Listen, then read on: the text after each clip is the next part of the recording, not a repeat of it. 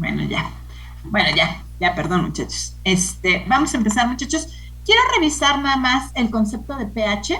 Ujú, y les explico uno de los ejercicios que ya estaba con este concepto de pH dentro de equilibrio químico y ya empezamos con electroquímica. Ujú. Entonces, les comparto mi pantalla.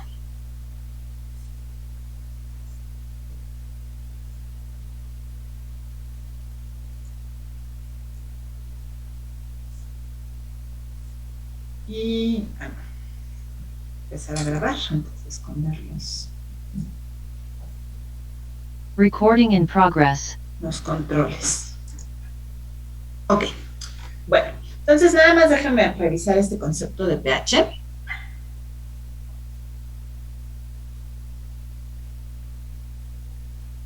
Esta parte ya la habíamos revisado, muchachos. Bueno, en nuestra vida diaria hay muchísimas reacciones ácido-base, ¿no? No me acuerdo si habíamos revisado ya, pero habíamos mencionado rápidamente en un tema anterior qué podemos considerar como un ácido y qué podemos considerar como una base. En su definición más sencilla, un ácido lo podemos considerar como un productor de iones H+, y una base como un productor de iones OH. Esto para los ácidos y bases típicas aplica muy bien el concepto. Pero hay otras sustancias que son ácidos o que son bases, pero que con esta definición tan sencilla de Arrhenius, pues no funcionan, ¿no? Considerarlos como un ácido o como una base. Hay otros conceptos, aparte de este de Bronsted y Lowry que les pongo aquí, hay todavía conceptos más elaborados, más específicos para definir qué es un ácido y qué es una base. Bueno, en la vida diaria tenemos muchas reacciones ácido-base, es decir, un ácido que reacciona con una base para producir generalmente una sal y agua, ¿no? Hay otras reacciones ácido-base que no producen necesariamente bases y agua. Creo que esto también lo había explicado, pero bastante rápido, ¿no? Dijimos que dentro del agua existe un proceso natural, que es un proceso de autoionización del agua. Aunque ustedes solo tengan puras moléculas de agua, es decir, agua pura, entre ellas van a llevar a cabo una reacción de ionización. Evidentemente no todas las moléculas de agua que ustedes tengan en el recipiente o en el matraz o en la probeta, donde lo tengan, no todas van a reaccionar para ionizarse. Pero sí una cierta proporción de estas moléculas van a reaccionar entre ellas en esta reacción que tenemos aquí, una molécula de agua con otra molécula de agua, para producir algo que llamamos un ion hidronio y un ion hidroxilo. Esta es la reacción que conocemos de autoionización del agua y siempre ocurre en el agua. Esta reacción, claro que tiene una constante de equilibrio que podemos expresar. Si nos acordamos de cuál era la expresión de la constante de equilibrio, bueno, pues diríamos, bueno, pues es la concentración molar de los productos elevados cada uno a su coeficiente estequiométrico. En esta reacción, si ustedes ven, está balanceada, así como está, ¿no? Entonces van elevado a la 1 entre la concentración molar de los reactivos. Entonces pensaríamos que podemos poner aquí a las moléculas de agua por otra molécula de agua, ¿no? Y quedarnos finalmente, si quieren, con la concentración molar del agua al cuadrado. Maestra, ¿por qué en esta expresión usted nada más tiene una parte? Bueno, pues porque dijimos que aquí el agua si bien es un reactivo, es también justo el disolvente de estos iones hidronio y de estos iones hidroxilo que están en disolución. Y si es el disolvente, pues no puedo expresar una concentración molar para el disolvente. Y el disolvente, los disolventes no se toman en cuenta en la expresión de las constantes de equilibrio, aunque participen en la reacción. Entonces, por eso, aquí no están tomados en cuenta y esta es la expresión de la constante de equilibrio, esta que tienen aquí, en este caso. nada más, para la reacción de autoionización del agua. La reacción de autoionización del agua, pues es tan importante que tiene su constante un nombre propio. Y entonces la rebautizamos como KW de water en inglés. Pues bueno, pues es lo mismo que tienen aquí expresado, nada más que aquí ya le decimos KW.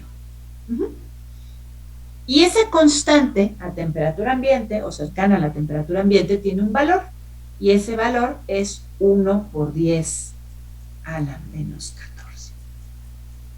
Este es el valor de KW, que es simplemente la constante de equilibrio en términos de concentraciones que se refiere al proceso de autoionización del agua. Para simplificarnos la vida, ¿no?, hemos puesto a estos iones hidronio como iones H+, porque finalmente estos iones hidróneo es una molécula de agua más un H+, ¿no? Y cuando ponemos los ácidos, pues si consideramos la definición más básica, que son productores de iones H+, pues nos queda perfecto. Entonces, expresamos la constante de ionización del agua. Decimos que KW pues es igual a la concentración molar de iones H+ por la concentración molar de iones OH-, y esto es igual a 1 por 10 a la menos 14. Yo puedo transformar estas dos, la concentración molar de iones H+ y la concentración de iones molar de OH-, por la misma variable, la variable X o Y o Z, la que quieran, pero es la misma, porque por cada ion hidronio que se produce un ion OH-. Entonces, al final, la concentración de los iones hidróneos será la misma que la concentración de los iones OH-, ¿no?, que se producen 1 a 1 siempre. Entonces, de aquí es de donde sale esta X por X igual a 1 por 10 a la menos 14. X por X igual a 1 por 10 a la menos 14, pues puedo decir que X cuadrada, donde X es la concentración molar de los iones H+, de los iones OH- en este caso, es igual a 1 por 10 a la menos 14. Y de despejar esto, pues resulta que X es igual a 1 por 10 a la menos 7, ¿no? A sacar ya raíz cuadrada de este lado y raíz cuadrada de este lado.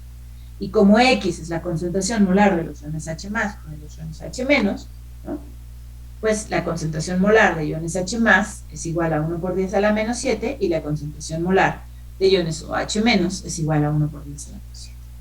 Esto para el agua, cuando solo tenemos agua. Entonces, ahora vamos a definir, esta sí es una definición, ¿qué es el pH? Pues el pH, por definición, porque así lo hemos definido, es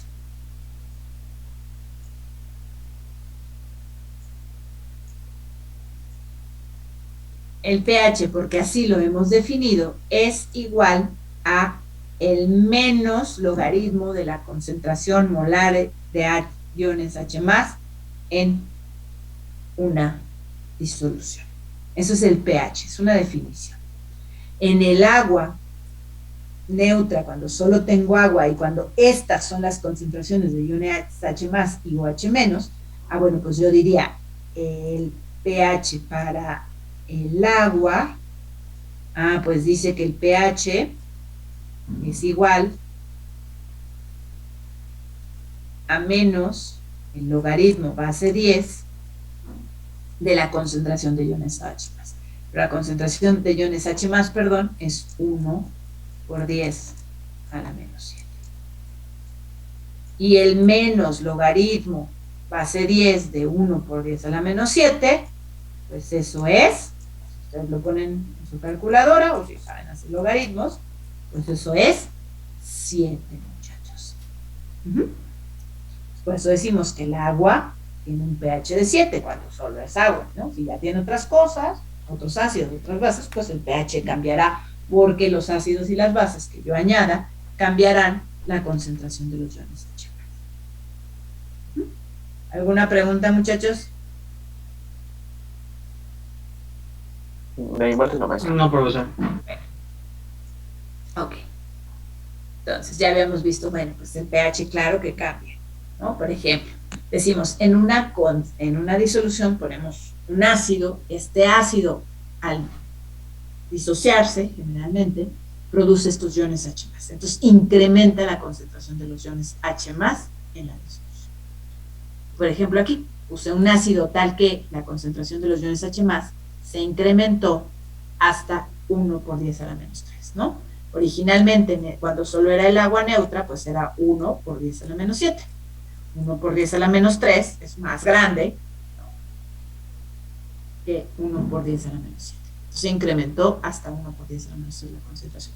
El pH de esta disolución, a la que le puse un ácido que incrementó la concentración de los iones H+, pues si yo hago el menos logaritmo base 10 de 1 por 10 a la menos 3, pues eso será 3, ¿no?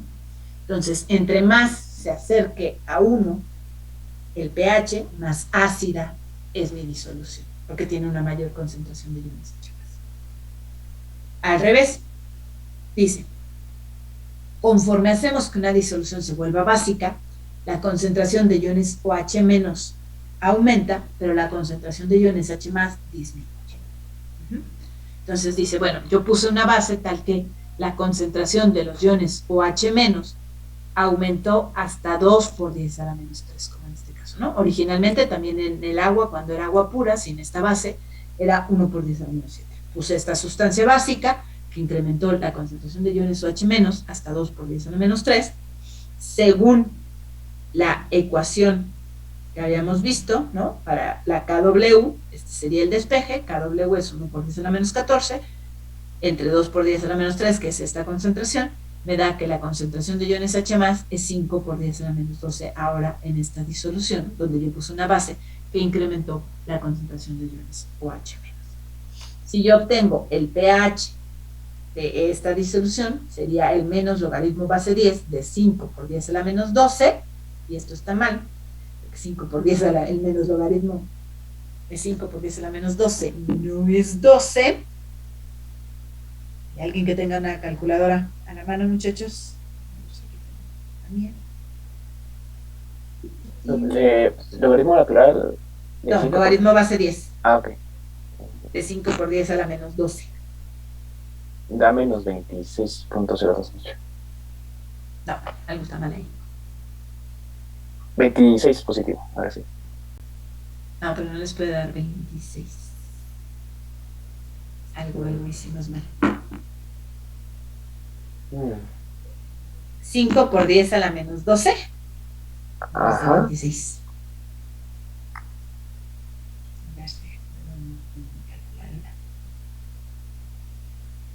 Bueno, puedo ponerla de la compra. También se hace científica.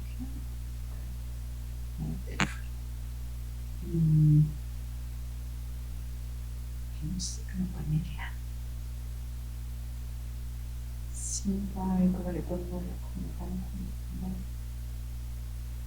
No, algo ahí. Algo hay ahí mal, muchachos. Les debe dar algo entre 12 y 13. Ah, ya vi. 11.30, ¿no? Ah, bueno, un poco, perdón, abajo de 12. Ajá, ¿no? Este está mal porque no es 12. Pero bueno, es 11 punto ¿qué? 11.30. 11.30, ¿no? Entonces, bueno, pHs hacia 14 van a ser pHs básicos por esta razón, ¿no? Cuando incrementa la concentración de iones OH-, la concentración de iones H+ disminuye y por lo tanto, entonces el pH tiende hacia 14. Aquí tenemos, ¿no?, en una escala de pHs, diferentes sustancias, desde el pH que tiene el ácido clorhídrico glacial, ¿no?, los jugos gástricos, el limón, la cerveza, el pan, ¿no?, el bicarbonato de sodio, los detergentes con fosfatos, el amoníaco, el hidróxido de sodio, etc., ¿no? Sustancias ácidas, neutras, básicas. Bueno, Bajo este concepto, vamos a revisar este ejercicio. Esta constante de equilibrio en la reacción de disolución de un ácido se llama constante de acidez. Entonces, Ka es lo mismo que Kc, pero cuando la reacción involucrada es la disociación de un ácido. Este es un ácido orgánico, el ácido metanoico, y cuando yo lo pongo en agua, pues la reacción que ocurre es que se disocia ¿no? En iones H+, y iones HCOO-. Entonces, para esta reacción, la constante de disociación, o sea, para esta reacción, Kc, como es la disociación de un ácido, pues se llama Ka, ¿no? Constante de acidez. También tenemos Kb, que es la disociación de una base. Pero no es nada más esta K que la constante de equilibrio en términos de las concentraciones para esta reacción, que en específico es la disociación de un ácido. Bueno, y dice el ejercicio: ¿cuál es la Ka de esta reacción? Si la concentración inicial del ácido metanoico es 0.1 molar y el pH que se determinó al equilibrio es 2.38. Entonces, ¿qué teníamos? Bueno, pusimos aquí en nuestro matraz este ácido, el ácido metanoico. Aquí seguramente había agua como un disolvente, pero no me importa, porque el disolvente de todas maneras no va a influir en la constante de equilibrio. Y aquí se lleva a cabo esta reacción de disociación. Y aquí en el matraz, bueno, se ocurre esta disociación. Dice que la concentración inicial de este ácido, cuando yo lo pongo aquí en el momento cero, antes de esta reacción de disociación, pues esta era su concentración, 0.1 molar.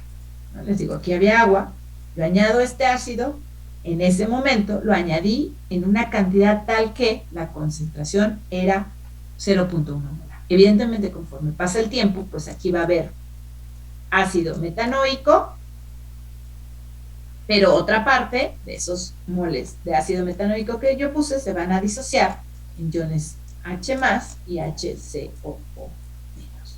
¿No? Y dice, bueno, pues yo estuve midiendo, yo puse una cantidad de ácido metanoico tal que la concentración tenía que ser 0.1 molar. Y entonces pues ya dejo que evolucione la reacción y mido el pH en el equilibrio. Si ustedes, no sé si lo hicieron en el laboratorio, pero si miden el pH de una reacción, al principio va cambiando todo el tiempo, va cambiando, hasta que la reacción alcance el equilibrio y a partir de ahí, si ya el pH se vuelve estable. Entonces, que el pH que se determinó al equilibrio es 2.38. Y que entonces determine yo la constante de acidez para el ácido. Bueno, es un ejercicio de equilibrio como todos. Lo que me están pidiendo es la constante de acidez. Bueno, como tengo esta constante de acidez,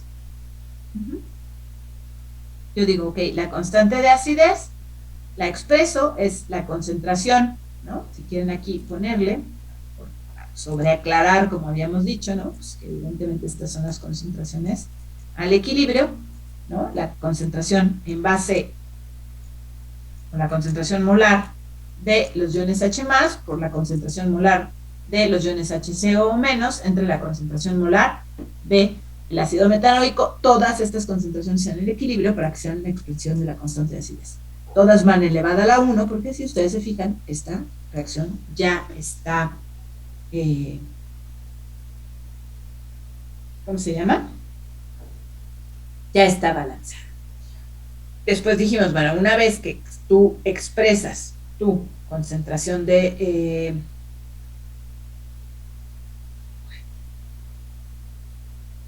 una vez que expresaste ya, ¿no?, la concentración de la constante de equilibrio, vamos a hacer nuestra tablita que ya conocíamos para ver qué conocemos, ¿no?, en el inicio, cuál fue el cambio y cuál fue el equilibrio. En esta tablita, en el inicio, ya dijimos que lo que se puso fue la cantidad necesaria para que la concentración del ácido metanoico fuese 0.1 molar, que es 0.1, y en el inicio, en el momento cero de la reacción, es decir, antes de que se disocie la primer molécula de ácido, ¿cuál es la concentración de iones H+? 0. ¿Y cuál es la concentración de iones HCO-? 0. Que provienen de este ácido.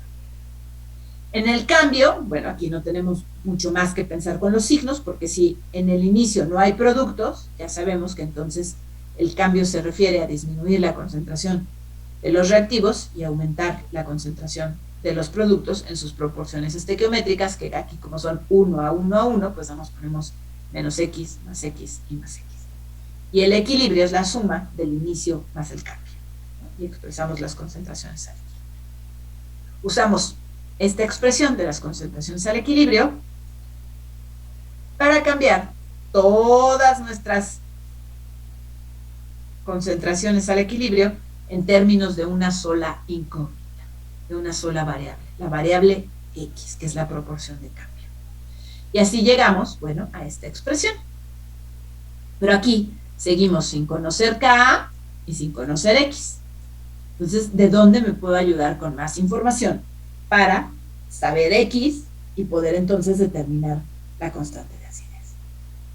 Ah, pues me dijeron también que el pH al equilibrio fue de 2.38.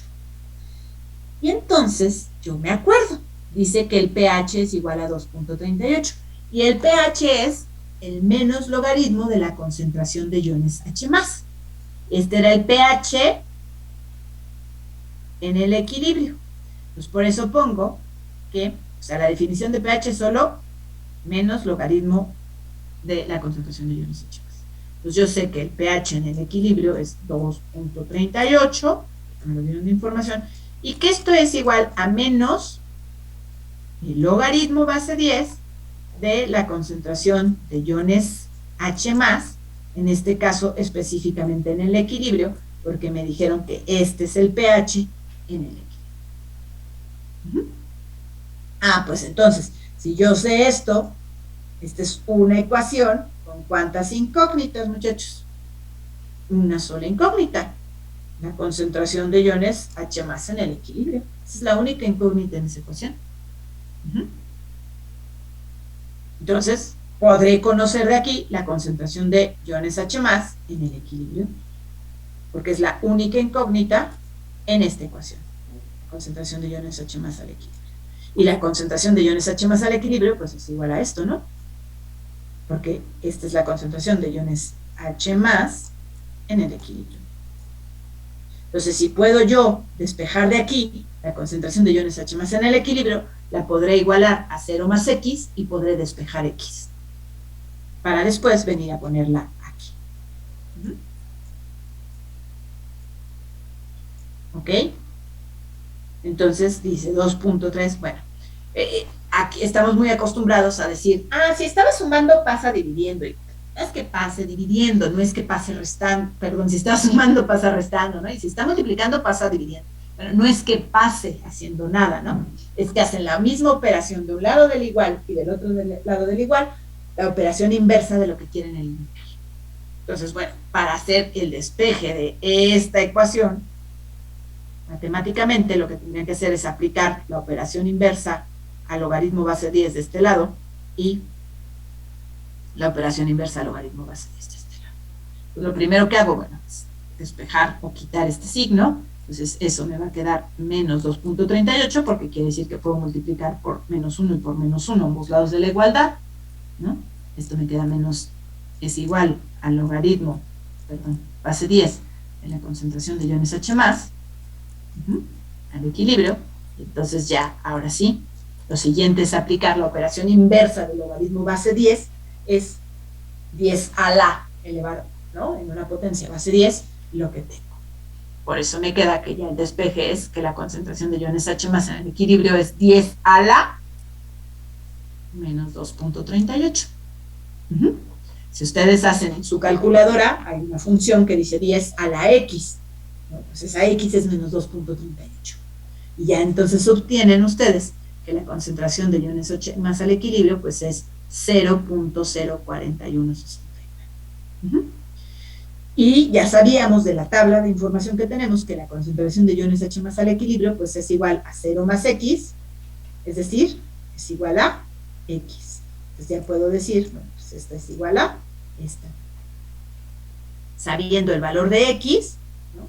Ya sé que X es igual a 0.04169, entonces ya puedo venir a poner en la expresión de la constante de equilibrio, en este caso de acidez, X, esto ya simplifique 0 más X, a 0 más X, pues eso es X por X, ¿no? Para que me quede X cuadrada entre 0.1 menos X, sustituyo el valor de X, hago las operaciones correspondientes y encuentro que mi constante de equilibrio de esta reacción, que es una disociación de un ácido, o sea, la constante de acidez, es 0.0298 para el ácido metanólico.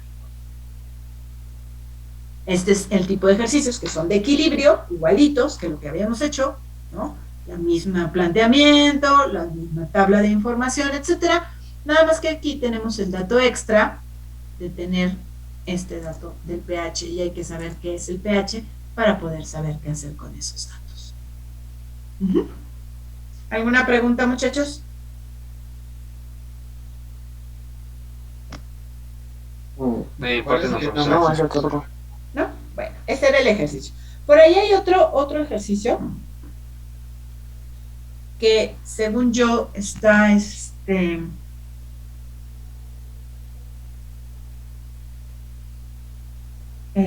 8, creo. Es un poquito más complejo, ¿no? Con pH, pero bueno, también está explicado paso a paso por si les interesa revisarlo o demás. Bueno. Terminando esta parte, que era la que me había faltado, pues ahora vamos a hablar un poquito de electroquímica. La electroquímica tiene que ver con las reacciones de óxido-reducción. Así como las reacciones de ácido-base son importantes, también habíamos dicho que existen reacciones de óxido-reducción. ¿Cuáles son las reacciones de óxido-reducción? Bueno, en el que los elementos o iones cambian su número de oxidación del que tenían cuando estaban en los reactivos respecto del número de oxidación que les corresponde cuando ya forman parte de los productos. Esa es una reacción de óxido-reducción, en el que los elementos involucrados en la reacción tienen un número de oxidación diferente cuando están formando parte de un reactivo que el número de oxidación que tienen cuando están conformando parte de un producto. Si cambió el número de oxidación, es porque cambió el número de electrones asociados a este elemento. Los electrones son materia y las reacciones tienen que cumplir con la ley de la conservación de la materia.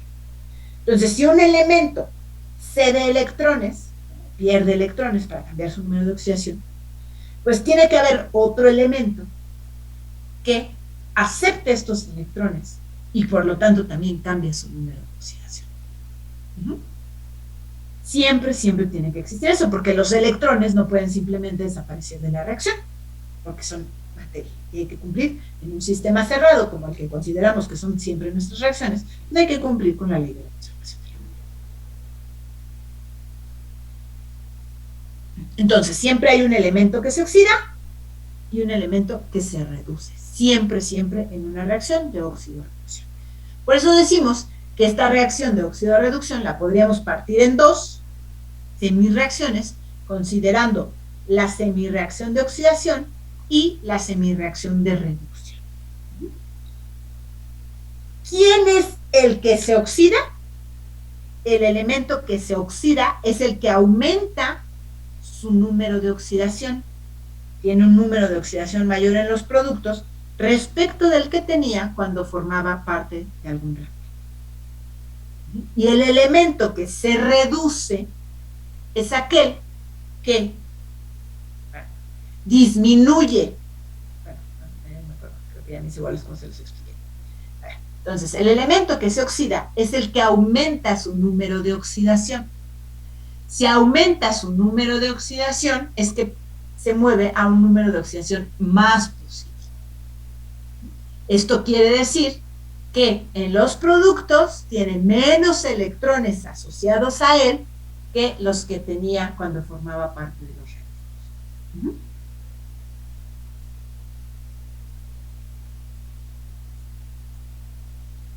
El elemento que se reduce tiene un número de oxidación más negativo cuando forma parte de los productos que el número de oxidación que tenía cuando formaba parte de los reactivos.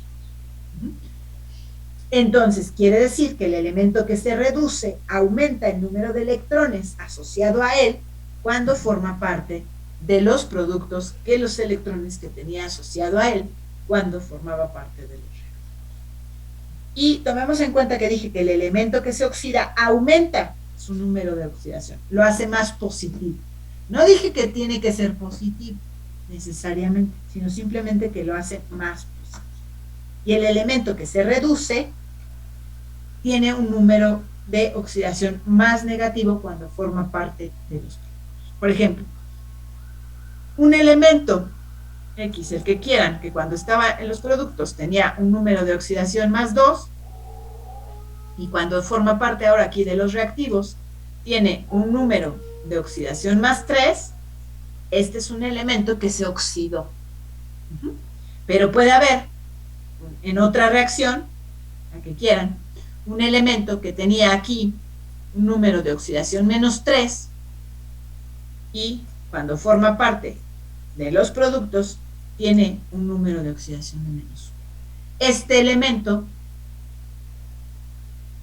también se oxidó. Y no necesariamente tiene nunca un número de oxidación positivo. Por eso dijo que un elemento, el que se oxida, aumenta su número de oxidación. Tiene un número de oxidación más positivo. Si aquí tenía 3 electrones extras de los que tiene normalmente asociados a él, pues aquí solo tiene 1. Entonces pierde electrones. Un elemento que se oxida aumenta su número de oxidación, lo hace más positivo, y es el que pierde electrones. El elemento que se reduce, al revés, hace su número de oxidación, o su número de oxidación se vuelve más negativo, porque es el elemento que gana esos electrones que perdió el que se oxida. En este ejemplo que ustedes tienen aquí, dice que tenemos la reacción zinc sólido más 2 iones H más acuosos, que me dan iones zinc 2 más acuosos más hidrógeno molecular gaseoso. En este caso, el número de oxidación del zinc sólido, su número de oxidación es 0. El número de oxidación del ion H más es más 1. Es la carga del ion, porque es un ion monoatómico. Aquí, pues el número de oxidación es más 2. Y aquí, como esta es la forma más estable del hidrógeno, su número de oxidación es 0. Por lo tanto, el que se oxidó pasó a un número de oxidación más positivo. Este se oxida, aquí es el proceso de oxidación, fue el zinc en esta reacción. Y quien se reduce pasa a un número de oxidación más negativo, o sea, aquí iría en este sentido, ¿no? Si tuviéramos aquí una escala, una ranita, números negativos, positivos, por aquí andaría el 0, ¿no? En este caso, el que tuvo un número de oxidación más negativo fue el hidrógeno.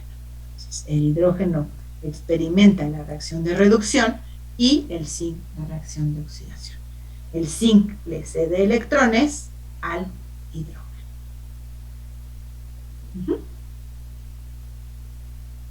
En este caso, bueno, el hidrógeno aquí, su número de oxidación es 0 y del oxígeno también es 0. Pero en la molécula de agua, el número de oxidación del hidrógeno es más 1 y el número de oxidación del oxígeno es menos 2. Menos 2. Entonces, aquí el hidrógeno pasó de 0 a más 1 Entonces, aquí él fue el que se oxidó y el oxígeno pasó de 0 a -2, por lo tanto, el oxígeno fue el que se redujo. Este pierde electrones, el que se oxida, y esos son los electrones que gana el que se reduce. ¿Preguntas, muchachos? Entonces, maestra, mientras vemos que se desplaza a la derecha, es que siempre se va a oxidar. Ajá, bueno, a la derecha en términos del número de oxidación, como si lo pusiéramos en una recta, ¿no? Ajá, una, sí. bueno, ¿cómo exacto. se llamaban? Donde saltaba la ranita en la secundaria, una así. Línea recta. Bueno, no me acuerdo cómo se llama, ¿no? Pero les decía, Bueno, pero sí. Imagínense que tienen aquí tienen el 0, ¿no? Ya se acaban los números positivos, ya se acaban los negativos, ¿no? Una recta numérica. Sí. ¿No? Entonces, no importa de qué posición estén. Sí, el cambio del número de oxidación del elemento va en este sentido, eso es una oxidación. No importa si salté de aquí a aquí nada más, ¿no? Sino en este sentido, hacia números positivos. Y si el cambio va en este sentido, pudo haber sido en específico de aquí a acá, ¿no? O a lo mejor de aquí a acá, o a lo mejor de aquí hasta acá, no importa, pero en este sentido, esto es una reducción. Este pierde electrones, este gana electrones.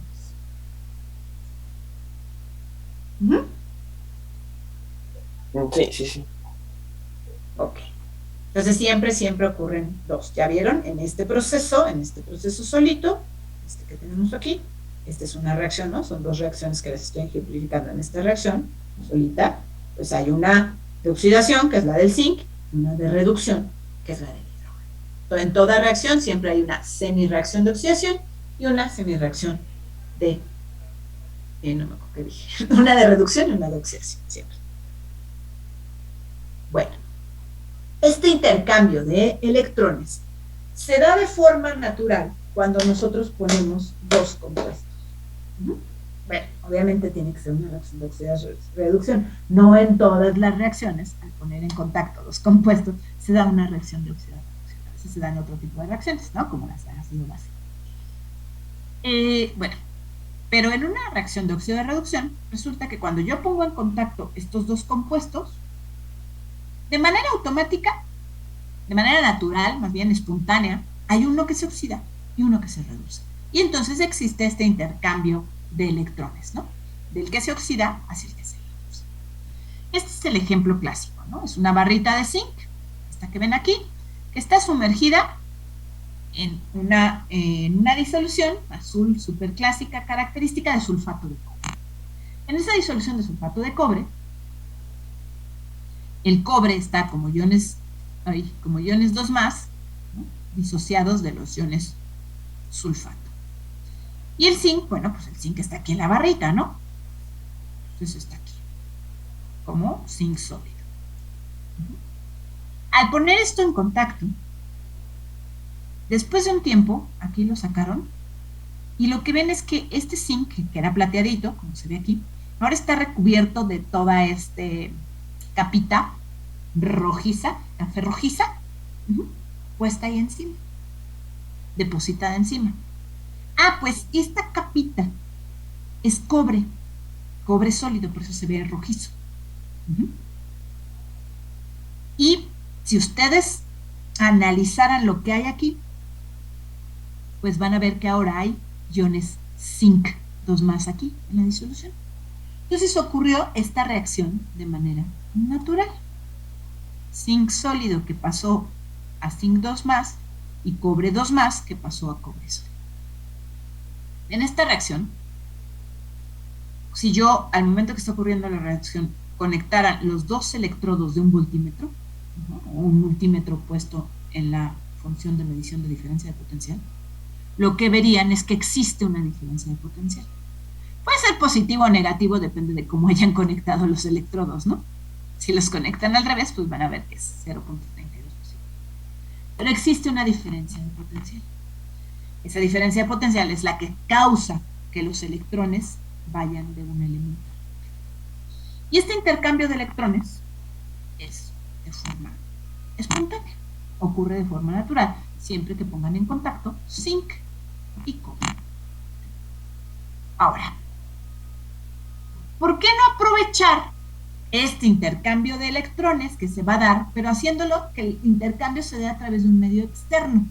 Evidentemente, este medio externo tiene que ser un medio conductor, eléctricamente conductor, ¿no? Porque si no, no permitiría este flujo. Pues resulta que ese flujo de electrones que se va a dar de forma natural, pero ahora a través de un medio externo, que tiene que ser un conductor, ¿no?, metálico generalmente, pues justo la corriente eléctrica es eso, electrones en movimiento, un flujo de electrones. Entonces resulta que a partir de una reacción química o de ciertas reacciones químicas, pues yo puedo obtener energía eléctrica. Puedo obtener una corriente eléctrica que puedo usar pues para diferentes cosas. Para eso se construyen entonces lo que conocemos como celdas galvánicas, para aprovechar esta transferencia de electrones que se va a dar de manera natural, pero que esa transferencia de electrones sea a través de un medio conductor externo. Aquí tiene que haber un alambre de cobre, de hierro, de plata, de oro, lo que quieran, un conductor eléctrico para que puedan fluir los electrones a través de él. Y entonces, bueno, pues aquí yo puedo poner el voltímetro y me va a detectar una corriente eléctrica, pero puedo tener un foquito, ¿no?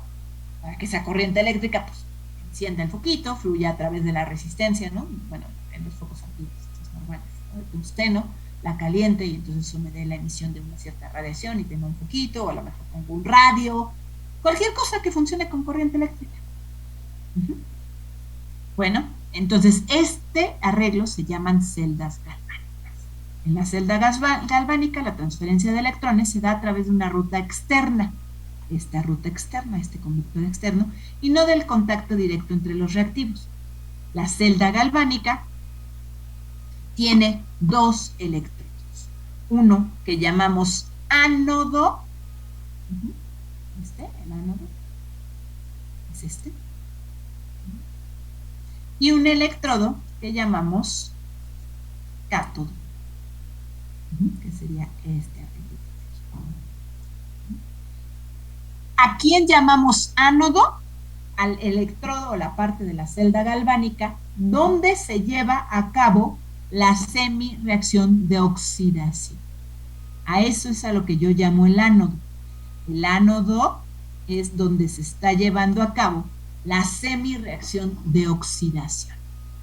¿Por qué? Porque aquí lo que va a haber en el ánodo, en este caso específico de esta celda galvánica en específico, las celdas galvánicas se pueden construir con diferentes sustancias, pero en este caso, en este ejemplo, es una disolución de sulfato de zinc con una barrita de zinc sólido. Y lo que va a pasar aquí es que los iones, los átomos de zinc, van a pasar a formar parte de la disolución como zinc 2+, cediendo estos electrones, que es lo que indica esto, que se van a mover a través del conductor, es decir, aquí van a mover para venir a pasar acá. Y en este otro electrodo lo que hay es una disolución de sulfato de cobre con una barrita de cobre. Al llegar los electrones aquí, los iones cobre 2+ que andan por aquí van a usar esos electrones para volverse cobre sólido. Entonces, ánodo, donde se lleva a cabo la semirreacción de oxidación; cátodo, donde se lleva a cabo la semirreacción de reducción. Entonces, toda celda galvánica tiene un ánodo, un cátodo, un sistema de conexión externo, que tiene que ser un sistema conductor eléctrico, y también tiene algo que llamamos un puente salino. El puente salino, para lo que sirve, es para llevar a cabo la transferencia de iones y mantener la neutralidad iónica de las dos disoluciones, tanto la del ánodo como la del cátodo. Porque si estas disoluciones pierden su neutralidad iónica, la reacción se pararía. Entonces, al tener más iones zinc 2+ de este lado, que se están desprendiendo a partir de esta barra de zinc sólido, va aumentando la concentración de cationes. Y aquí va disminuyendo la concentración de los cationes. Si se pierde esa neutralidad iónica, la reacción eléctrica se para también. Entonces, este puente salino, que generalmente, bueno, de una manera muy sencillita, puede ser desde un papel filtro, ¿no?, que permita el flujo de los iones de un lado al otro, o puede ser ya algo un poquito más elaborado, o cosas más elaboradas, como las que tienen las pilas, las baterías.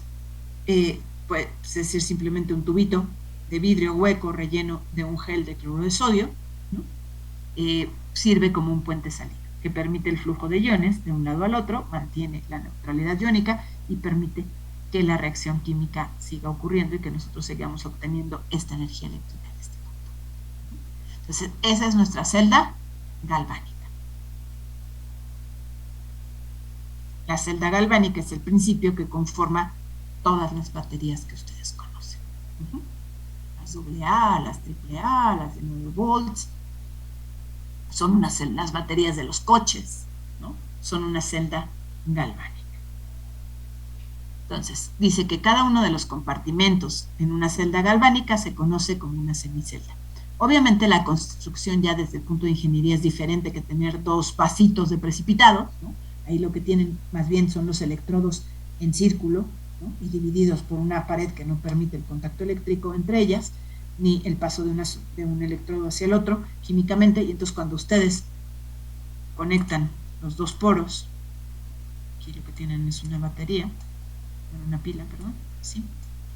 Entonces aquí adentro están en conitos, en un lugar, por ejemplo, una sustancia que funciona como electrodo y en la otra la que funciona como ánodo, perdón, y la otra que funciona como cátodo. Y cuando ustedes ponen aquí, ¿no?, ya en su aparato colocan la pila, cierran el circuito eléctrico y entonces comienza el flujo de estos electrones debido a esta reacción química que se lleva a cabo entre ellos, ¿no? Ya son diseños mucho más complejos que lo que yo les expliqué ahorita, pero bueno, son celdas galvánicas finalmente.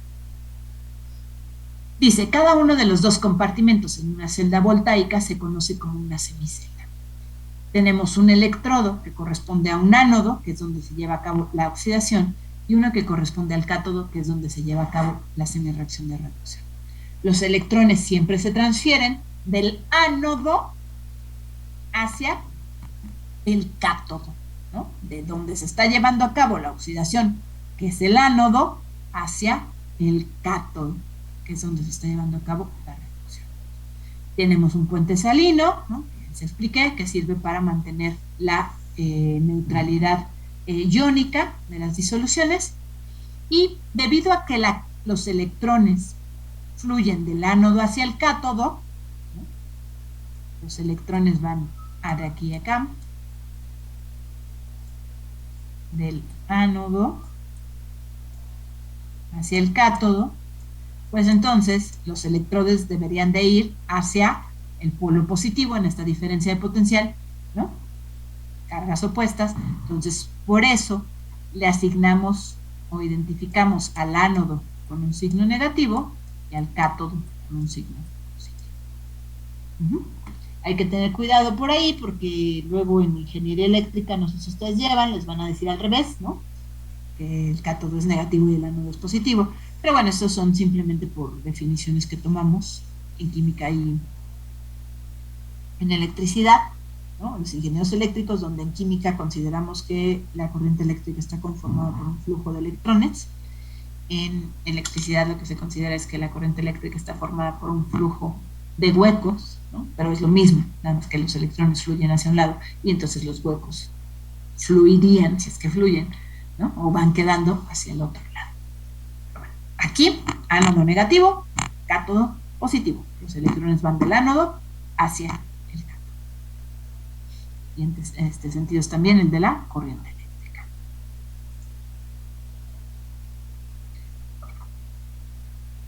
Las celdas voltaicas o galvánicas tienen algo que se llama fuerza electromotriz, es decir, la fuerza impulsora a que se dé este movimiento de los electrones, este flujo de los electrones, ¿no? Eso le llamamos fuerza electromotriz. ¿Cuál va a ser la fuerza impulsora para que se dé el flujo de los electrones? Pues la diferencia de potencial eléctrico entre los dos electrodos. Entonces dice la diferencia de potencial o la diferencia de energía potencial de carga eléctrica, ¿no? La diferencia de potencial eléctrico entre los electrodos de una celda voltaica es la fuerza que proporciona el impulso para que los electrones se muevan de un electrodo al otro a través de este circuito externo. Entonces, a esta diferencia de potencial entre los dos electrodos de una celda le llamamos fuerza electromotriz. Como es una diferencia de potencial eléctrico, pues la fuerza electromotriz se mide en volts, donde un volt es igual a un joule sobre coulomb. A la fuerza electromotriz de una celda galvánica o voltaica también se le denomina potencial de la celda, porque finalmente pues esa fuerza electromotriz es la diferencia de potencial eléctrico que existe entre los dos electrodos de una celda. Entonces a la fuerza electromotriz pues también le llamamos potencial de la celda. Cuando tenemos esta partecita, pues ese es potencial de la celda a condiciones estándar. Dice que el potencial de una celda voltaica, y esa es la parte también importante aquí, el potencial de la celda voltaica siempre es positivo, porque esta será la reacción espontánea de óxido-reducción. Entonces, el potencial de una celda galvánica o voltaica, que es lo mismo, siempre debe ser positivo, porque eso implica que se está llevando a cabo la reacción espontánea del flujo de electrones cuando se ponen en contacto estos dos electrones. Bueno, ¿cómo determinamos el potencial de una celda? Por ahí van a encontrar otra fórmula, pero a mí me gusta esta. El potencial de una celda galvánica que construyamos dice que es el potencial de reducción del cátodo menos el potencial estándar de reducción del ánodo. Esa va a ser la fórmula que nosotros vamos a usar. Por ahí algunos libros dicen que el potencial de una celda es el potencial estándar de reducción del cátodo más el potencial estándar de oxidación del ánodo. A mí no me gusta esa, es la misma, pero me gusta esta. ¿Por qué? Porque nosotros vamos a sacar estos potenciales estándar de reducción para calcular el potencial de la celda. Nosotros vamos a sacar estos potenciales estándar de estas tablas. En estas tablas lo que está graficado, muchachos, es el potencial estándar de reducción, no los potenciales estándar de oxidación. Habría que saber que los potenciales estándar de oxidación son simplemente menos el potencial estándar de reducción. Pero entonces, para no hacernos bola, y como nosotros vamos a usar estas tablas que ya graficaron los potenciales estándar de reducción de muchas semireacciones a condiciones estándar, aquí ya nada más vamos a leer, litio más que pasa a litio sólido, pues este es su potencial estándar de reducción.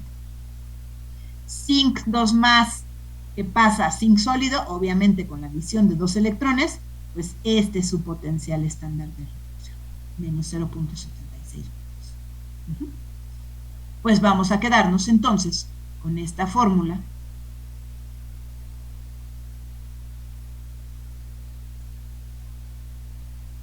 que dice que el potencial estándar de una celda se calcula con el potencial estándar de reducción del cátodo menos el potencial estándar de reducción del ánodo. Entonces hay que decidir, ya que digamos, voy a construir mi celda de zinc magnesio, o voy a construir mi celda de mercurio plata, voy a construir mi celda, o sea, hay que saber, ¿no?, qué son lo que vamos a poner para construir la celda. Y una vez así, debemos saber quién es el cátodo y quién es el ánodo. ¿Quién es el cátodo y quién es el ánodo? Pues dependerá de estas tablas de potenciales de reducción. Pero, Siempre, siempre el potencial de la celda debe darnos positivo. Si nosotros estamos obteniendo un potencial de celda galvánica negativo, lo que quiere decir es que hemos decidido mal quién estará funcionando como cátodo y quién estará funcionando como ánodo. El potencial de la celda siempre, siempre debe ser positivo. Entonces, una parte funcionará como un cátodo y una parte funcionará como un ánodo siempre. Dentro de esta tabla, o estas tablas de potenciales estándar, si ustedes ven aquí, no sé si alcanzan a ver, ahí deberían alcanzar a ver, ¿no? Aquí los potenciales estándar son negativos. Después pasamos por 0, que ahorita vamos a ver que este es nuestro electrodo de referencia siempre, y a esta reacción le damos como valor, le asignamos 0. Entonces a partir de aquí determinamos los potenciales estándar de reducción. Entonces tenemos potenciales estándar negativos o positivos. Entonces, si ven aquí, y estos son positivos. Si ustedes ven en una tabla como esta, donde yo les dije es que el potencial estándar de la celda es el potencial estándar de reducción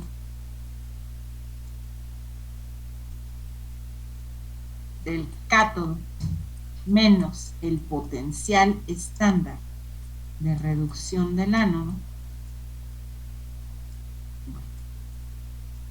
pues siempre los elementos que tengan el potencial estándar de reducción más negativo serán los que funcionarán como ánodo respecto del que tenga el potencial estándar de reducción más positivo.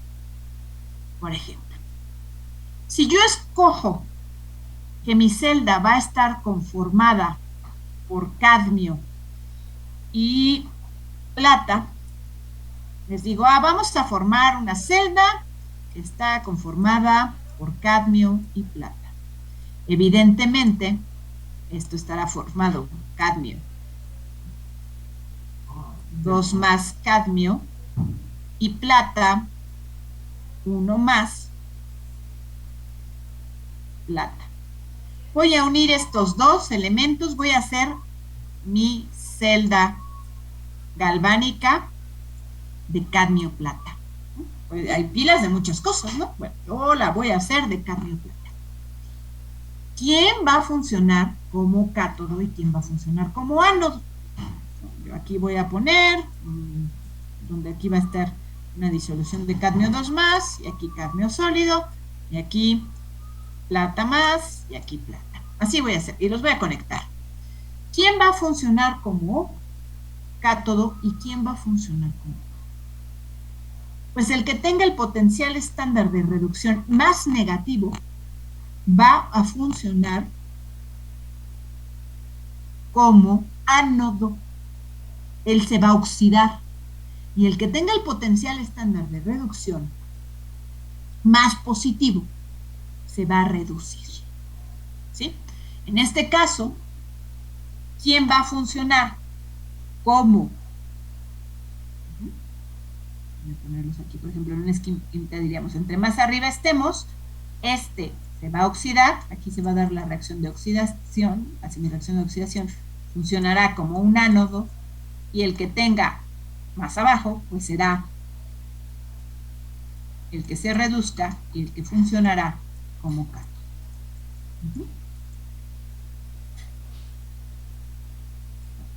Si yo hago esta celda cadmio-plata, pues ¿quién va a ser el ánodo? El cadmio. El cadmio va a funcionar como ánodo y la plata va a funcionar como cátodo. El potencial estándar de esta celda en específico, pues entonces será, dice que es el potencial estándar de reducción del cátodo, el de la plata, que no lo alcanzo a ver aquí porque no puedo esconder los controles, Ya aprendí el point to fix, pero pues debe de ser como más 0.6 o más 0. Algo, ¿no? 0.8, maestra, más 0.8. Ah, bueno, más 0.8, pero sí tiene que ser mayor que más 0.77, que es el que veo del hierro. Más 0.8, ¿no? Dice, menos el potencial estándar de reducción del ánodo. Dije que el ánodo va a ser el cadmio, menos, pues, menos 0.40. ¿Y esto cuánto me va a dar? Pues 1.2 volts. Ah, escogí bien, me dio positivo, ¿no? Si supe decidir quién funciona como cátodo y quién funciona como ánodo. Si yo escojo mal, pues me va a dar un potencial negativo, ¿no?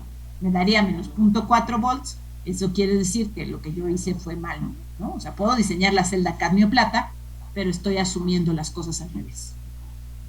Lo que va a ocurrir es que cuando yo junte este electrodo de cadmio con este electrodo de plata, pues el cadmio será el ánodo, se oxidará y el cátodo será la plata, que se reducirá. ¿Preguntas, muchachos? ¿No? Bueno, No, maestra. ahora lo que me gustaría aclarar es, el cadmio no siempre va a ser el ánodo, ¿eh? No nos vayamos a quedar con la idea de que el cadmio siempre es el ánodo, ¿no?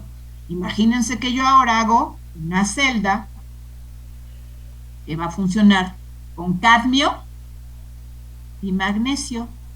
Ahora yo quiero construir esta celda y aquí va a tener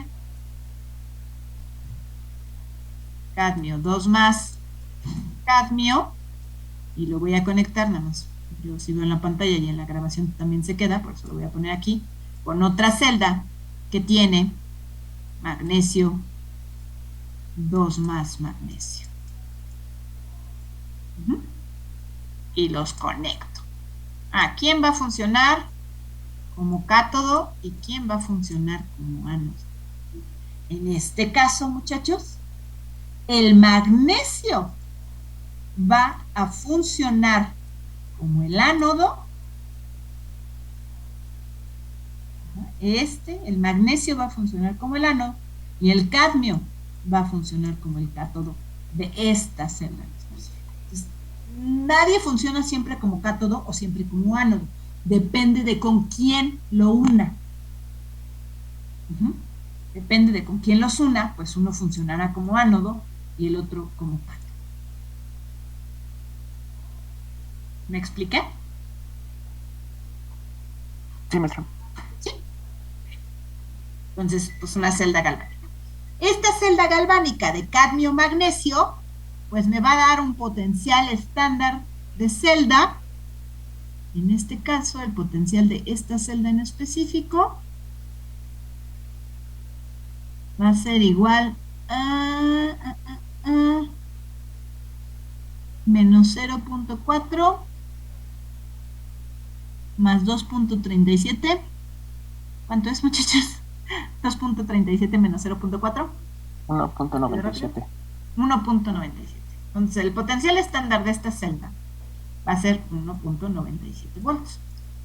Entonces, dependiendo de los materiales con los que yo arme mi celda, voy a tener diferentes potenciales estándar de celda. Esta que yo armé de cadmio plata es 1.2 volts y esta tiene una fuerza electromotriz mayor porque tiene 1.97 volts de potencial de celda, ¿no? Entonces me conviene mucho más, bueno, depende de qué quiera, armar una celda cadmio-magnesio que cadmio-plata. Porque una celda cadmio-magnesio tiene una mayor fuerza electromotriz, tiene una mayor potencial de celda, me puede proporcionar un mayor voltaje en un lenguaje común y corriente, que una celda galvánica que yo arme con cadmio-plata. Ahora, vamos a ver ahorita las cosas. ¿No hay preguntas hasta aquí? No, maestra. Ahora, muchachos, ¿cómo obtenemos estas tablas? ¿Cómo se obtuvieron estas tablas? También hay toda una tabla de potenciales estándar de reducción en ¿Se acuerdan este manual que les había dicho que está ahí en la división de ciencias básicas? De Ah, sí, propiedades. sí, sí, sí, sí. Ahí, donde Ujú. sacamos las entalpías, ahí también hay Ah, toda una sí. tabla, ahí lo vieron, de potenciales estándar de reducción. Bueno, esas tablas las hacen utilizando algo que se llama un electrodo de hidrógeno, y con ese electrodo de hidrógeno comparan todo lo demás, cadmio, zinc, magnesio, plata, todo lo que se les ocurre, ¿no? Hasta ahora. Entonces, este electrodo de magnesio, este electrodo en el que se lleva a cabo esta semireacción, es mi electrodo de referencia. Y le doy arbitrariamente a que él tendrá el potencial estándar de reducción de 0 volts. Y entonces comparo todos los demás, ¿no? Armo un electrodo de cadmio, lo conecto a mi electrodo de hidrógeno y veo qué potencial me da, ¿no? Armo un electrodo de plata, lo conecto a mi electrodo de hidrógeno y veo qué potencial me da. Y así se van armando estas tablas. Este simplemente es la expresión de cómo es un electrodo de hidrógeno, ¿no? Que se conecta a cualquier cosa, a lo que quieran, a zinc, o a un electrodo de plata, de hierro, de cobre, de lo que quieran. Y así se determinan los potenciales estándar de reducción, que son los que están tabulados aquí en estas tablas. Por eso les decía, en estas tablas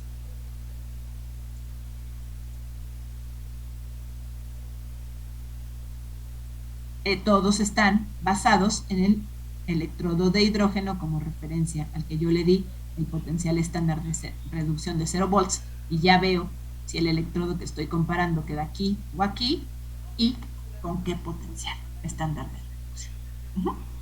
Así se arman esas tablas, pero les digo, estas tablas encontrarán una muy buena de referencia pues ahí en el manual que está en la página de la división.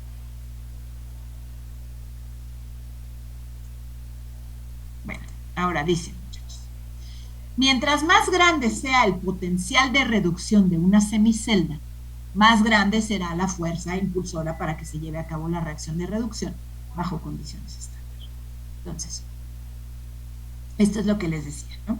Por eso, cuando comparan dos elementos, el que tenga el potencial estándar de reducción más negativo será el ánodo, y el que tenga el potencial estándar de reducción más positivo, pues será, perdón, el que tenga el potencial estándar de reducción más negativo, no se dije bien, será el ánodo, y el que tenga el potencial estándar de reducción más positivo, pues será quien funcione como el cátodo, ¿no? Entonces dice, por lo que en cualquier celda voltaica bajo condiciones estándar, la reacción que se lleva a cabo en el cátodo tiene un valor de potencial estándar de reducción más positivo que el del ánodo. Y tampoco dije positivo y negativo porque pues es más positivo simplemente, ¿no? Podríamos estar comparando, haciendo una celda voltaica con dos elementos aquí, ¿no? En esta zona, pues ambos tendrán potenciales estándar de reducción negativos, ¿no? Nada más que el que tenga el potencial estándar de reducción más positivo, nada más que el que tenga el potencial estándar de reducción más positivo, será el que funcione como un ánodo. Dice, cuando una reacción de reducción se invierte, pues que tengo una reacción de oxidación. El potencial estándar es el mismo, nada más que el signo cambia, ¿no?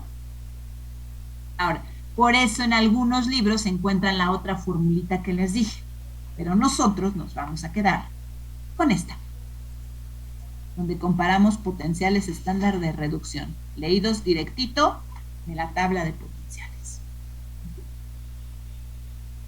Ahora,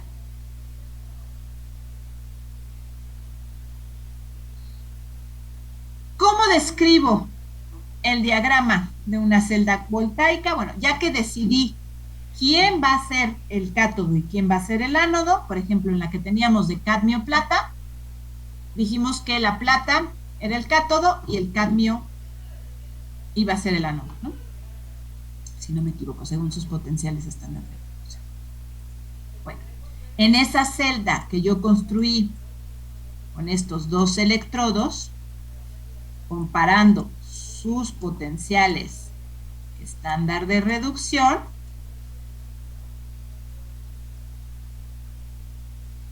vi que Este iba a ser el ánodo, el cadmio, es por lo tanto el que se oxida, aquí se lleva a cabo la relación de oxidación, y vi, ya leer los potenciales estándar de reducción, que este iba a ser el cátodo. Ajá. Aquí se iba a llevar a cabo la reducción. Si me preguntan qué reacción iba a ocurrir aquí, maestra, bueno, pues aquí entonces, ya habiendo decidido esto, pues aquí yo sé que es la reacción de oxidación, por lo tanto, la reacción que iba a ocurrir es el cadmio, que pasa a transformarse a cadmio 2 más 2 electrones que está perdiendo este ion.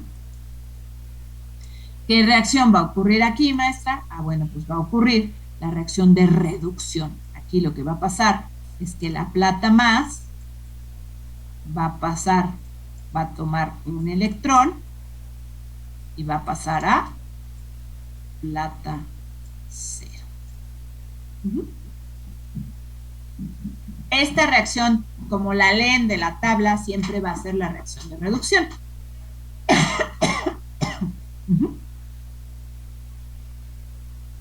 Bueno, ya que tengo yo esto, ya leí mis potenciales estándar de reducción de cada uno, ya decidí quién es el ánodo, ya decidí quién es el cátodo, ya sé qué reacción ocurre. ¿Cómo describo el diagrama de mi celda voltaica? Dice que primero se escribe la reacción de oxidación, es decir, que aquí voy a tener cadmio 2 más, después tengo una doble diagonal que representa el puente salino, y después escribiría yo la reacción de reducción, que sería plata más a plata.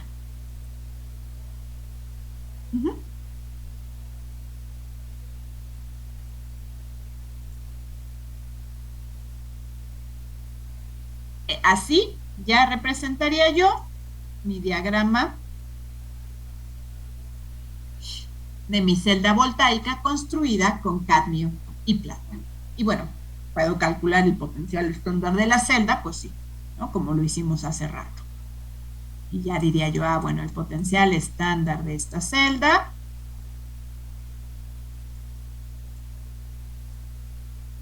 es igual a, no me acuerdo cuál era el potencial estándar de reducción de la plata, muchachos. Si alguien me puede acordar, ¿era qué?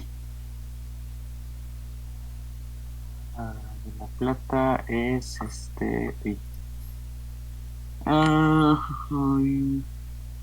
más 0.8. Y el del cadmio, el potencial estándar de reducción, acuérdense, este está fijo en la fórmula, ¿eh? Cadmio es menos 0.4. ¿Sí? Menos 0.4, ¿no? Yo no le puse volts, pero ustedes sí le ponen volts, por favor. Entonces, este era 1.2 volts, ¿no? Su potencial estándar de celda. Todo eso ya lo pueden tener.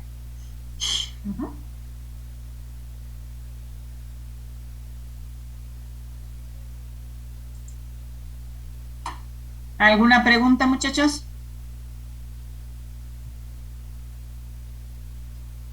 No más de mi parte, no. Bueno, entonces esta es nuestra celda galvánica.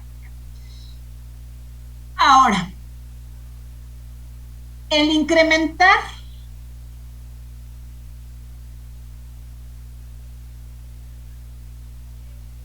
no lo puse. No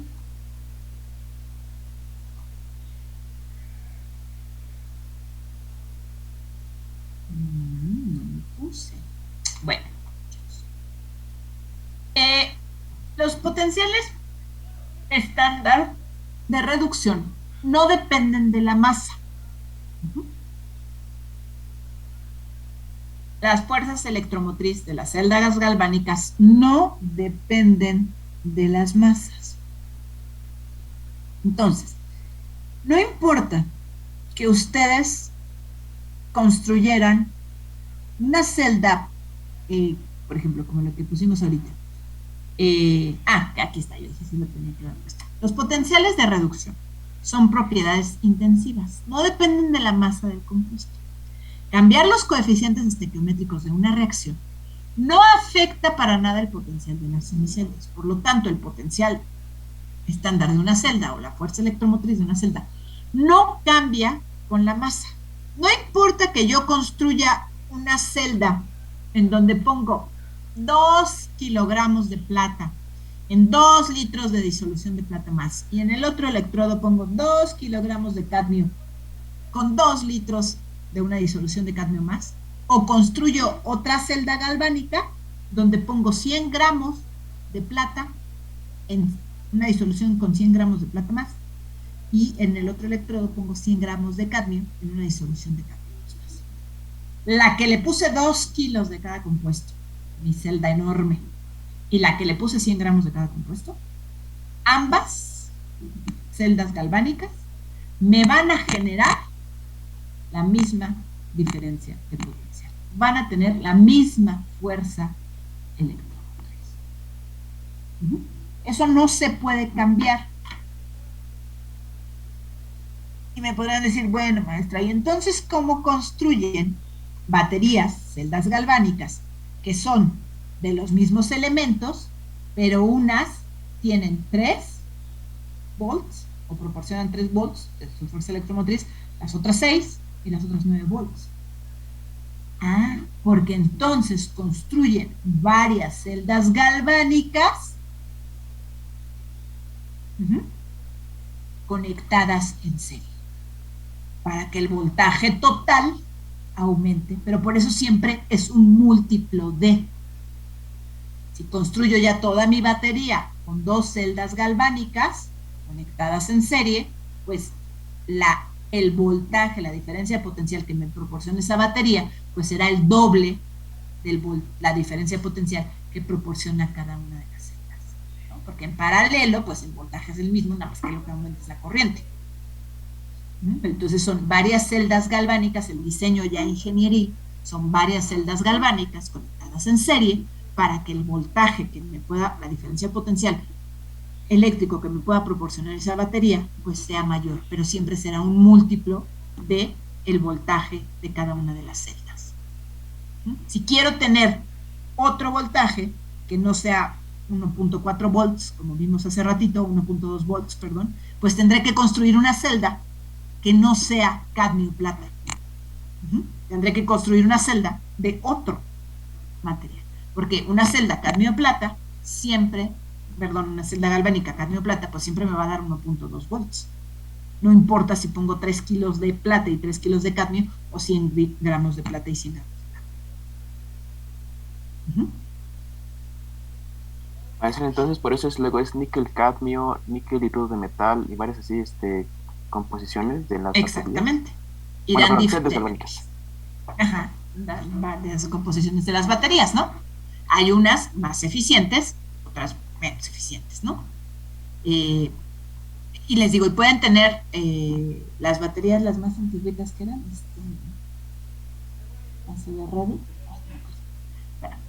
pero siempre son un múltiplo de, ¿no? O sea, de una misma batería, pues tienen una batería de 1.2 volts a lo mejor, y la que sigue es de 2.4, y la que sigue es de 3.6, y así, mientras sean del mismo material, pueden tener baterías de diferente voltaje, pero todas serán un múltiplo de el potencial estándar de esos dos elementos que están combinando. ¿Quieren cambiar? Bueno, pues construyan una celda de otra composición. Por ejemplo, miren aquí, que dicen eso.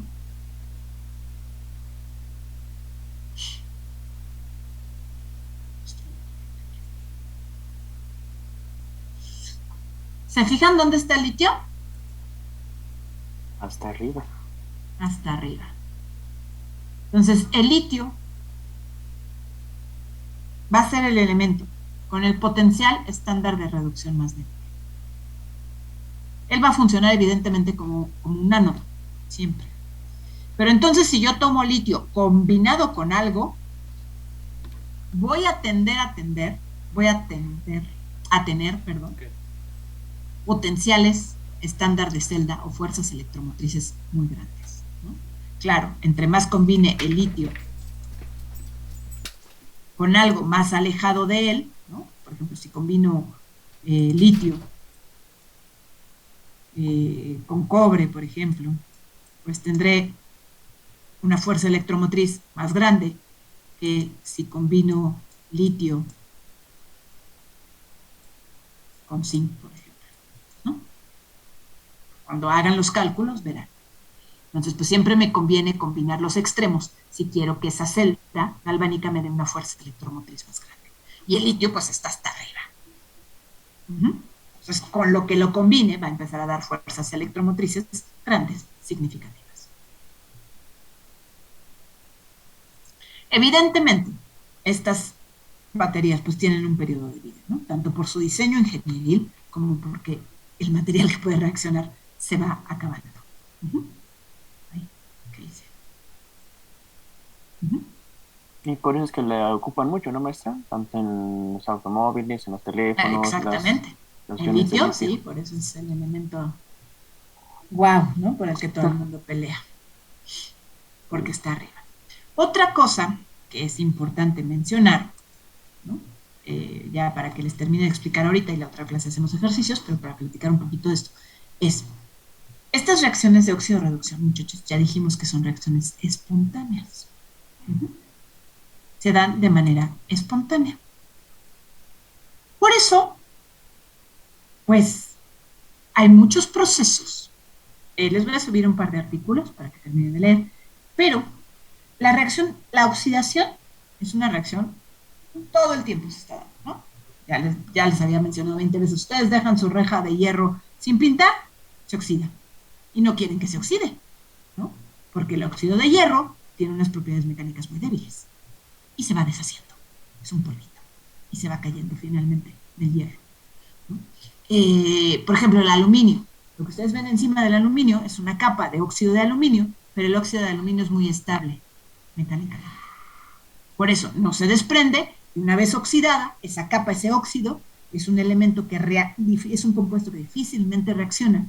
Entonces hasta ahí para la oxidación y ya protege completamente lo que está dentro, que es aluminio. El hierro no. El óxido de hierro, pues es un elemento, es un compuesto, perdón, mecánicamente muy débil, ¿no? Entonces pues se va cayendo, vuelve a exponer al hierro hacia el oxígeno del ambiente y se oxida, y se oxida, y se oxida, y se oxida, y vamos destruyendo nuestra reina. Estos procesos de oxidación, obviamente, les digo, siempre hay alguien que se oxida y alguien que se reduce, ¿no? Obviamente es el oxígeno del aire lo que se reduce y el hierro es el que se oxida. Estos procesos de oxidación se aceleran mucho, mucho más en sistemas acuosos y mucho más cuando estos sistemas acuosos tienen iones cloro, por ejemplo. Entonces, el agua del mar lo que tiene es un montón de cloruro de sodio disuelto en iones cloro y iones sodio. Entonces, todo lo que ponemos en el mar, los procesos de oxidación se superaceleran. Por eso todo el mundo anda buscando cómo protege las carcasas de sus barcos, de sus lanchas, etc. Por ejemplo, las tuberías, ¿no? Estas tuberías que traen los combustibles que van por abajo de la tierra, o hasta las tuberías en nuestra casa, ¿no? Si están expuestas al ambiente entre la lluvia y el oxígeno, pues se van sufriendo este proceso de oxidación, este proceso de corrosión. Les digo, los barcos, las tuberías que traen el petróleo y demás, que van abajo de la tierra, donde está húmedo, pues el proceso de oxidación se superacelera. Entonces, hay que proteger a estos materiales que nos interesan de la corrosión.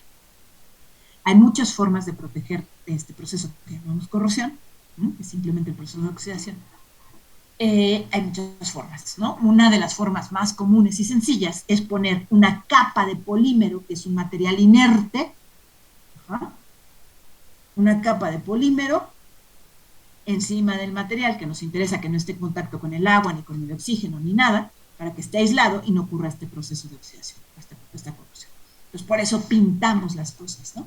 Les ponemos una capa polimérica, que es la pintura, para que los aísle.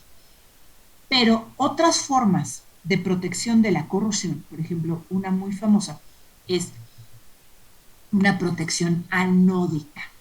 Es decir, yo tengo mi tubería, ¿no? Mi tubería, pensemos que es una tubería, déjenme hacer esto más grande, pensemos que es una tubería de cobre, ¿no? Que estamos aquí, que es mi tubería de cobre. Esta es mi tubería. Y que a esta tubería de cobre, pues es la que yo llevo, no sé, lo que quieran ustedes llevar, ¿no? Por abajo enterrado o expuesto. Pero por abajo es una tubería que transporta agua, ¿no? Y la tengo enterrada en la tierra, pues ahí está húmedo, hay oxígeno, ¿no? Que se filtra en la tierra, se va a oxidar. Yo puedo hacer algo que se llama protección anódica. Y entonces lo que hago es que cada ciertos tramos de la tubería le conecto a la tubería, por ejemplo, un pedazo de magnesio. Una barra de magnesio, a los 10 metros otra barra de magnesio, hay que hacer cálculos, ¿no? Exactamente para ver cómo diseñamos esta protección anódica. Otra barra de magnesio, otra barra de magnesio, otra barra de magnesio. En cada punto donde yo una la barra de magnesio al cobre, voy a formar una celda galvánica. ¿Pero por qué escojo ponerle magnesio? Pues para que el magnesio sea el que funcione como ánodo e impida que el cobre se oxide, porque el cobre se va a ver forzado a funcionar como un cátodo. Este funcionará como un ánodo y este funcionará como un cátodo. Entonces, por eso le pongo estas barras de magnesio cada ciertos tramos, para que el magnesio sea el que funcione como un ánodo, algo que llamamos el ánodo de sacrificio, él sea el que se oxide, pero esa reacción fuerce al cobre a funcionar como un cátodo y a reducirse, y entonces no se me esté oxidando el cobre. Pero bueno, eso también puede ser un problema. Si a mí se me ocurre, porque yo no sabía, y entonces digo, tengo una tubería de cobre, pero ya se dañó, y yo creo que le voy a poner, por ejemplo, ¿no? Estoy diciendo tonterías, pero una tubería de cobre y decido, pues la voy a soldar, ya se dañó, y la voy a soldar con una soldadura de plata. Creo que esa es una buena idea. Le voy a poner otro pedacito de cobre y escojo una soldadura de plata, porque la soldadura de plata es bien buena y bien resistente. Okay.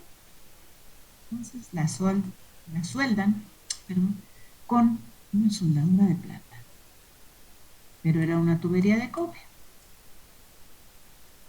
¿Quién va a funcionar? Ahí están creando ya inmediatamente una celda galvánica. ¿Quién va a funcionar como ánodo y quién como cátodo?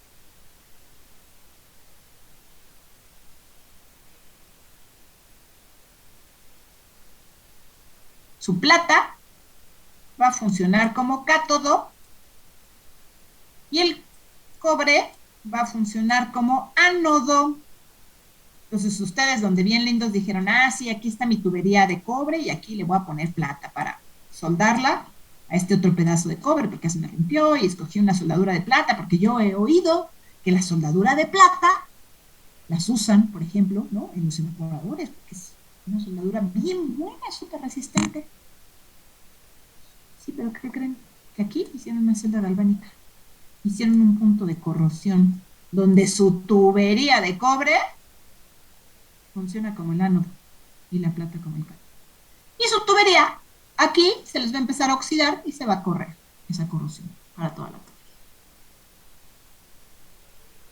Lo que debieron hacer es escoger una soldadura de estaño, por ejemplo.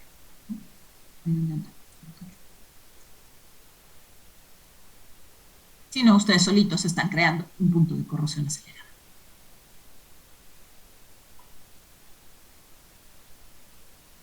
Entonces, la protección contra la corrosión, que es un proceso que ocurre en la naturaleza, les digo, y en ciertos ambientes de forma muy acelerada, bueno, pues es un proceso que lleva mucha investigación, ¿no? Desde desarrollar nuevas pinturas, es decir, nuevos recubrimientos poliméricos, nuevos métodos de protección anódica, ¿no? Con ánodos de sacrificio, desarrollar nuevas aleaciones que sean menos susceptibles a la corrosión, etcétera, etcétera, etcétera.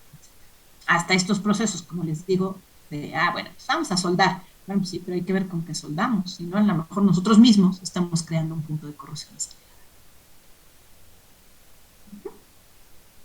Y bueno, está la otra parte, pues de las baterías, ¿no? Del desarrollo de baterías.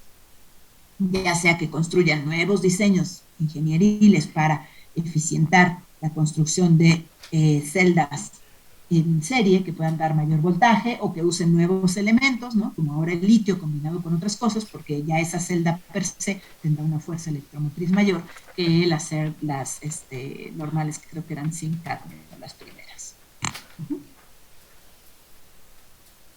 ¿Alguna pregunta, muchachos? Tengo una duda rápida. Por ejemplo, Sí. el Rostis que usaban en la película de Cars era casi lo mismo. O sea, por ejemplo, en el óxido que usaban, le aplicaban el Rostis y le quitaban el óxido. Ah, pero bueno, el Rostis. Bueno, eso es algo extraño. Es En la como película de Cars, ajá. pues son dos cosas, ¿no? Tú lo que haces, por ejemplo, tienes un hierro, ¿no? Un material de fierro. O sea, un fierro, ¿no? Que está hecho de hierro, oxidado ya, ¿no? Lo que haces es tener primero un aceite que pula, que será este Rostis, ¿no? Entonces, tú le quitas, lo podrías hacer, por ejemplo, esos procesos se hacen en la industria, ¿no? Yo tengo un material que me interesa quitarle el óxido, pues lo que hago es que primero empiezo con una lija de grano muy grande, ¿no? Una lija 300, por ejemplo, 600, ¿no? Esa lija tiene carburos de silicio, generalmente, eso raspa todo este óxido que les digo que generalmente es más, generalmente, excepto como en materiales como el aluminio, el óxido del material es un material mecánicamente más débil, ¿no? Entonces, con esta lija que tiene un grano súper grande, unos pedazotes de carburo de silicio, bueno, lo que yo hago es rasparlo, quito todo ese carburo de silicio, pero obviamente mi material me va a quedar rayado. Después de que queda todo rayado, voy haciendo lijas de grano más pequeño. Grano más pequeño me refiero como, imagínense que ven una lija así de esas todas rugosas, hasta llegar a lo que llamamos una lija de agua, ¿no? Una lija de grano 2000, una cosa así, para ahora quitar, ya quité todo el óxido, pero ahora mi material quedó todo rayado, que es lo que pasa cuando tallan, por ejemplo, un sartén con una lija de estas de metal, ¿no? Pues ¿me quería alguien hablar? Bueno, van a una lija de grano más chiquito para pulirlo y finalmente lo que hacen, por ejemplo, es ponerle un aceite. ¿No? Los aceites funcionan un poco, que era el Rostis, ¿no? Puede ser un aceite, un químico, que per se pula todo ese óxido, pero además se quede como una capa aceitosa, una capa de grasa. Entonces ya queda brillante, porque las propiedades ópticas me dan para que esta grasa me dé el brillo, pero además esta grasa no se oxida. Y entonces funciona como si fuera una pintura, digamos, una capa de protección entre el ambiente y mi metal que no quiero que se oxide. Por ejemplo, también existe un proceso muy importante que se llama tribocorrosión, que es la corrosión acelerada entre dos metales que están en fricción constante, ¿no?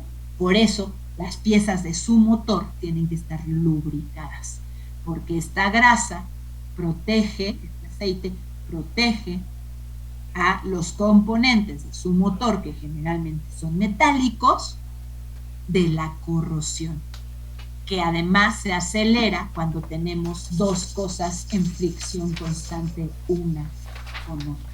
Eso es un proceso llamado tribocorrosión, ¿no? Entonces ahí también usamos muchos aceites muy viscosos que se adhieran, que funcionen como una capa de protección contra el oxígeno y demás, y a la vez una capa que disminuya la fricción entre los dos materiales que están en movimiento constante uno contra el otro. Y supongo yo, también vi Cars con mis niños muchas veces, que en el Rostis hablaban de esta especie de aceites o químicos que a la vez que pulen, se quedan como una capa adherida, que además da brillo, por sus propiedades ópticas. Ustedes pónganle aceitito a algo y verán cómo brilla, ¿no? Por las propiedades de refracción de la luz, y que además lo protege como si fuera una especie de pintura del ambiente y evita que se vuelva a oxidar. Ok, maestra. ya me quedó más claro. Sí. Bueno, muchachos, la próxima clase lo que voy a hablar es del proceso contrario. Hay reacciones espontáneas, ya dijimos, a las que yo aprovecho este flujo de electrones para obtener energía eléctrica, ¿no? Electricidad, una corriente eléctrica. ¿Qué pasa ahora si lo que yo quiero es que se lleve a cabo la reacción no espontánea? Porque, por ejemplo, me interesa depositar una capa de galvanizado, ¿no? Un compuesto de zinc sobre un tubo de hierro. Eso no va a ser lo espontáneo, ¿no? Bueno, eso se puede hacer. Puedo depositar una capa de plata en muchos materiales. Los minerales, cuando los encontramos en las minas, están combinados con muchas cosas y están en óxidos. Todos los minerales están en óxidos. Entonces, esos minerales hay que tratarlos para extraer el metal per se, ¿no? El metal con número de oxidación 0, hierro 0. Yo no quiero el mineral que es un óxido de, quiero solo el hierro, quiero solo el silicio, quiero solo la plata. Bueno, ese no es el proceso espontáneo. El proceso espontáneo es el que se dio y por eso están en la forma en la que están. Para galvanizar, les digo, para poner este recubrimiento de galvanizado en otros metales, cuando no es el proceso espontáneo, bueno, lo puedo hacer, sí lo puedo hacer. Puedo llevar a cabo procesos de reducción que no son espontáneos porque son de mi interés. Nada más que, a la diferencia de una celda galvánica, estos procesos que no son espontáneos me van a costar energía, ¿no? A mi ambiente, ¿no? Yo voy a tener que proporcionar esa energía necesaria para que ocurra ese proceso que no es espontáneo. En el proceso espontáneo, al contrario, yo aprovecho la energía que me da el proceso espontáneo. Pero si quiero que se lleve a cabo un proceso no espontáneo, sí se puede, nada más que me cuesta energía. Y ese proceso se llama electrólisis. Ahora vamos a hacer lo contrario. Nosotros vamos a proporcionar energía eléctrica a un sistema que va a reaccionar para llevar a cabo la reacción que no es la espontánea. Pero eso me va a costar electricidad que yo le voy a tener que proporcionar al sistema. Y ahí vamos a hablar de electrólisis, de las leyes de Faraday. Eso ya es muy rápido, en 10 minutos les platico de la 15, de la electrólisis, las leyes de Faraday, y hacemos unos ejercicios de ejemplo que ya les voy a tener arriba en Google, ya nada más para explicárselos, tanto de celdas galvánicas como de electrólisis, que es ahora el proceso contrario, el uso de la electricidad para forzar a que ocurra una reacción que no es la reacción espontánea. ¿Vale, muchachos? Perfecto. Bueno, entonces, si no tenemos más dudas o preguntas, déjenme poner los controles para la grabación. Recording stopped.